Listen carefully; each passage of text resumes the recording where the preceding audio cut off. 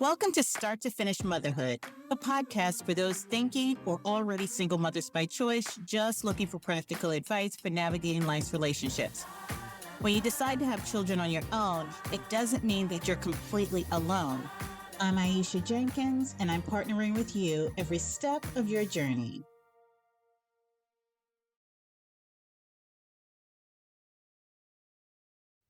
Hi, everybody.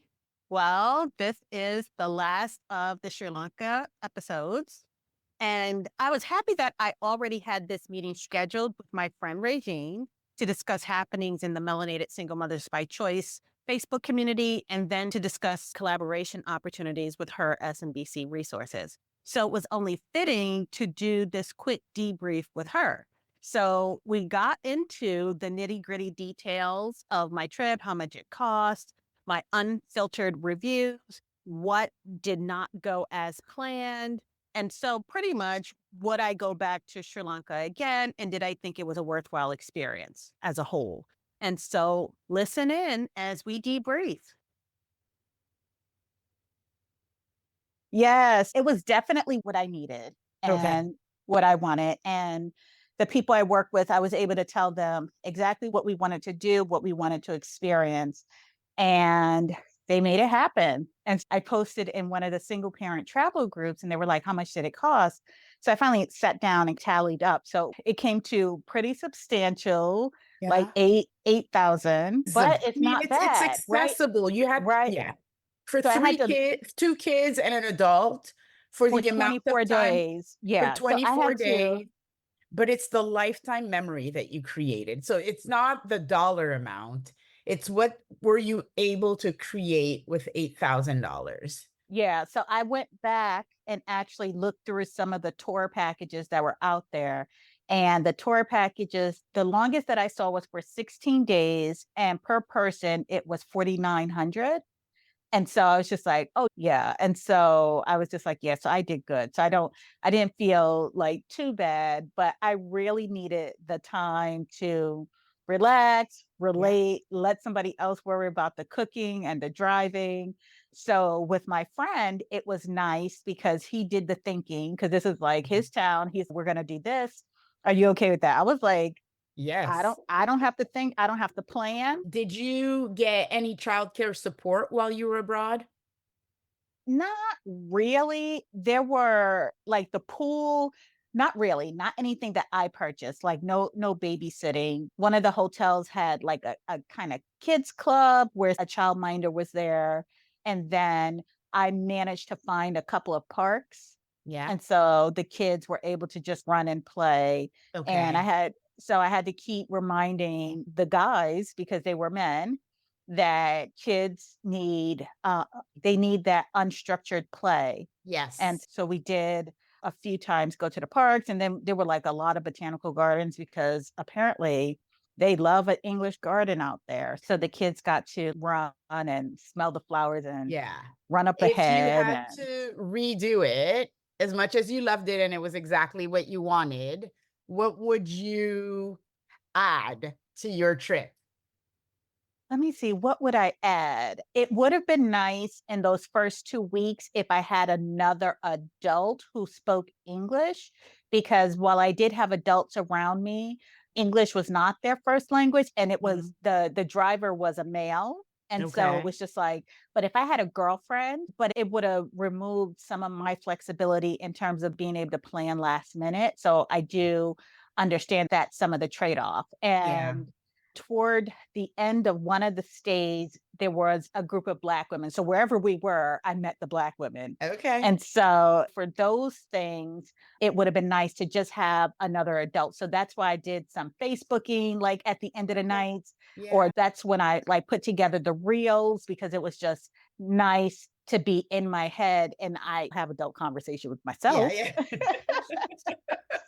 So I think that would have been nice, because when my friend joined us on the last week of the trip, it was nice to just have Have that somebody to talk. banter Yeah. and have Yeah. somebody that I trusted, so I can have a few shots Okay. and I Yeah. could hand off the kids and like tag out. And like when I had to pack for that last week, that last day, it was Yeah. like, you take the kids, and I'm going to go Run. pack. That was a nice balance. And Okay.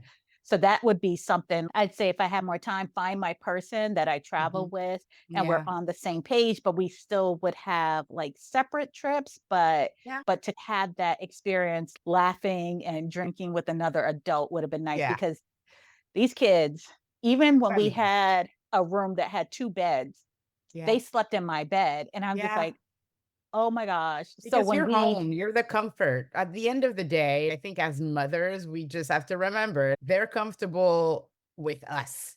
right, Like right. we think it's all the other things, but they still want to be in your bed. They still want to sit on your lap, And I'm just all the like, things. "Oh my gosh, if I could peel these little slugs off of me and just" so that was nice, and I think what else? So there was one location we went to where we took the train ride. And so we drove all the way to that location to do, there was a pool club and we were supposed to do the train ride to our next destination. And the driver was going to meet us on the other side. Mhm. And that pool club, that was where I was just like, yeah, no, this is not about to happen. So there were two instances where I really felt that for a brown country, they really catered to Europeans and their Yeah. colonial background. And this was one of the locations. It was this pool club, and it was supposed to be renowned, a place to be seen, Mhm. and you could have drinks and what have you. But when I got there, paid for everything, got there, so you get a 2 hour slot. Yeah. And so I was waiting in line just to get towels. And so as I'm waiting, we're being interrupted by some half drunk European woman asking for whatever her order was. Whatever. And they would And cater to so, her yeah, before so they the were like everything. catering to her, and I'm standing there waiting. Mm. But as I'm waiting, I'm looking around and I don't see any kids. I see Mm. one or two kids here. And I was just like, oh, where's the kid pool? So then I go look at another spot and I was like, oh, the kid pool must be there. And that was like the VIP section. So I was just like, excuse me, where are the kids going to go? And he's, oh, right here. I was like, wait, you don't have a kids pool? And he's just, no. So I'm looking at that pool, which is not even the biggest pool, but Yeah. all these grown adults who are like half drunk, Drinking. Yeah. scantily clad, and like Yeah. young. And Yeah. so I'm like, You went to the no, club with your kids. That's what happened. You went to the club. Yeah. exactly. The pool Yeah. club, like Yeah, the the pool club. club. Yeah. So I was just like, so no. So grabbed the kids and I was just like, yeah, this is not going to work. So I told the guy, I just want a full refund. This is not going to work. So when I got to the counter, they tried to act, oh, it's non refundable. I said, oh, no. What we're not going to do is this. We're about to have a Yeah. whole international incident because it wasn't even about the cost. It Uh-huh. was what I decide to do with my money. When I decide to give people my money, I'm going to give it, but we're Yeah. not going to take my money Yeah, like yeah. I'm an Just because idiot. we think we can. Yeah. So I was just like, yeah, no, that's not going to work. I was like, let me talk to your manager. And they, looking around like, I'm like, who's the It doesn't manager? happen in Right. So we foreign have to countries don't. call, right? We have to call and get, I was like, Yeah. so I'll wait. So Yeah. they called and got the manager. And so she was just like, yes, I'll give you your full refund. Because the guy was like, I was like, you stayed with me the entire time. I waited on that line. It's not like I enjoyed the premises and That's then right. That's 20 minutes right. later came back. Yeah. I said, I haven't even undressed. I still Yeah. have on my street clothes. Yeah. My money is still warm in your That's right. register. That's And right. so that was the only time where I felt like I had to apologize to the guy because I stood to my full African American US height and I was just like, we are about to have an international incident here. Yeah. So, Yeah. I'm gonna speak up. I don't care whether you're used to it or not. I'm gonna say something. and what's funny is that's one of the things Noelle remembers. She's just, Mommy, I was so proud of you because you were like, no, we are not doing this. So, She was uh, proud. I love it. she, Go ahead, Noelle. she She was. picked up And on that. then the other time where I felt like they catered to Europeans was when we stayed at this really kind of European hotel. And so we were having high tea and the server pretty much ignored us. He put our tea down. I didn't know how to use Yeah, um, the steeper or the whatever it teapot was. steeper, Mhm, but he wasn't there to help me figure it out. So I tried to pour it. It almost spilled on one of the mhm. girls. And so I was just like, oh, so maybe it was just me. But then as I watched the progression for the rest of the afternoon, it was catering to Asian men, catering to European Mm, families. mm. I didn't make a stink. So when it came to the end of the our experience, he gave me the bill where I had to wait for a pen. And I told him, I said, I'm not going to say anything because I know, and if you were in a country where tourists is your business, like you Mhm. could get fired for someone being unhappy with their service. And so I told him, I'm not going to say anything, but I don't tip for poor service. And so he was just like, "Oh no, what happened?" So I just explained to him what my experience was. And I said, "So for that reason, I'm not going to tip you. I'm going to pay for my meal and then I'm going to go." And Yeah, so he's just like, "Oh, it's my fault." And I was like, "Yes, it is your fault. But I just wanted you to understand what my experience was." And so yeah. I just took the kids and left. Okay, but But that's not, yeah. he understood, right? Did he Yeah. apologize? He apologized, but it doesn't change what is the culture, right, Correct, for that correct, whole correct. hotel and then how they view. So those were the only two incidents. And then they were real interesting about asking about African American hair. So they were like, oh my gosh, it's so soft. So it wasn't off putting because it wasn't like, No, can but I I mean, touch it's it? not off-putting. When I was in China, people would Mhm. come and touch my skin. Yeah, no, people were Yeah, not touching me like I was a statue. So it was yeah, just like asking questions like, now the kids, they just pat her on the head, but yeah. you really just trying to feel that braid because it's just, It's an additional responsibility that we have as African American, particularly women, because I don't think they uh-huh. walk up to black men and do this, but to just I dislike it. I Hmm. have to understand the innocence of it Hmm. sometimes when Hmm. I'm in foreign countries. And also, it's also not my responsibility to educate you on what my hair does. You know what I'm saying? Right, Like there's that right. fine balance. There are Yeah. occasional moments where I could smile about it, but Uh-huh. I'm finding myself Yeah. more and more not wanting to have that conversation when I paid my good little money to go to some foreign country that I saw on a map and I thought it was a good idea for me to travel there. So, Yeah, so that didn't steal my joy. It was okay. just it was an interesting dynamic to be in a country of brown people. So Yeah. that was comforting. And so Yeah. I didn't feel like they were looking at me like when you go to some place like China, they're looking at you one because you're black 'Cause you're and foreign. your hair, right? Yeah, But it was just like I can take the hair because it was just like, oh, it's so beautiful, blah yeah, blah blah. I could yeah. take that and then Okay, move on with my day. okay. And then one time we went to the mall and it was all of these brown people. So it just felt different, even though their brown was a different brown. Yeah, And there were some people who were darker than of me, course, of but course.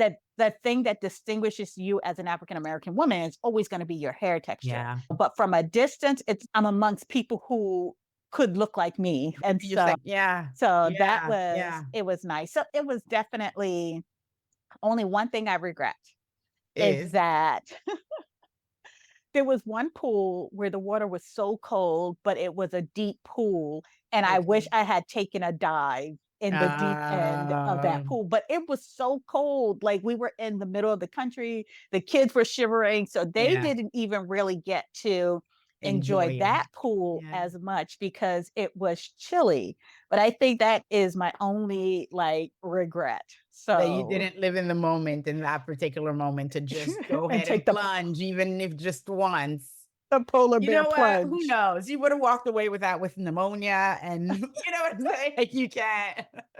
Yes, all But in lesson learned all. is to live in the moment and do the thing right then and there because you never know when you'll have that opportunity again, right? Yep, yep. So Good all for in you. all, it was a wonderful Fantastic. trip. Yeah, I'm so yeah. happy for you. It's one of those things that even as a solo mom, I tell myself I want to do that once in a lifetime adventure with my Mhm, child. Like those mhm. are important things. I don't know.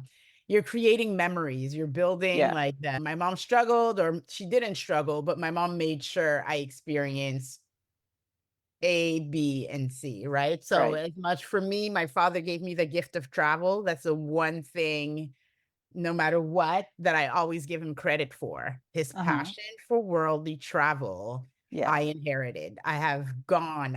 It was never a thing for me to just pick up and go somewhere foreign, get Uh-huh. lost, find your way home. You don't have to have a plan, you don't have to have a schedule. Doing that is something that I inherited, and I'm looking forward to passing it on to my son. Yes, Yeah, yes. I'm So looking so forward to so that. yeah, so there was that, and thank you for holding down the home front. It was So easy. I love the conversations on the forum. So uh-huh, that was you said it was easy and I was nervous about messing it up, and I was like, "No, uh-huh. it's easy. It's a simple Yeah, brush." no. And I think coming from the other group, I think we more so appreciate the space, and it's just friends. Yeah, And then yeah. the new people, they come in and they're watching. So it just feels different. It feels warm. And so yeah. Okay, I'm going to stop and then we can get into the business of the business.